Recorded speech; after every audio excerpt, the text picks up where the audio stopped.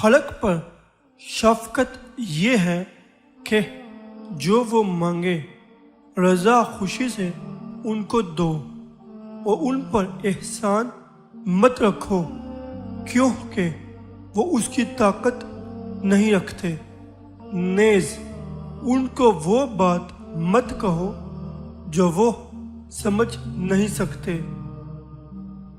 صادق وہ ہے کہ جب بھی اس کو دیکھو تو ویسا ہی پاؤ کہ جیسا سنا تھا۔ جو وقت گزر جاتا ہے وہ ہرگز واپس نہیں آتا، اس لیے کوئی چیز وقت سے زیادہ عزیز اور بیش قیمت نہیں ہے۔ جب راستے بند ہیں سوائے حضرت محمد صلی اللہ علیہ وآلہ وسلم کے طریقے کے، جو اس پر چلے وہی منزل پر پہنچتا ہے۔ آپ صلی اللہ علیہ وآلہ وسلم اپنے مشاہدے سے فرماتے تھے کہ فتوحات شام میں ہیں، فصاحت عراق میں، صداقت خراسان میں۔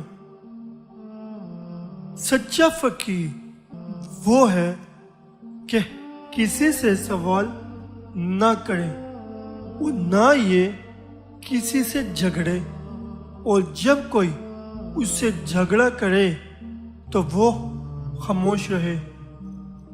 توبہ کے 3 معنی ہیں، پہلے ندامت، پھر عزم ترک گناہ، اور آخر ظلم و خصوصیت سے باز رہنا۔ علماء کا تمام علم 2 حرفوں میں محدود ہے، عقیدے کی درستگی اور خدمت میں صرف حق کا لحاظ۔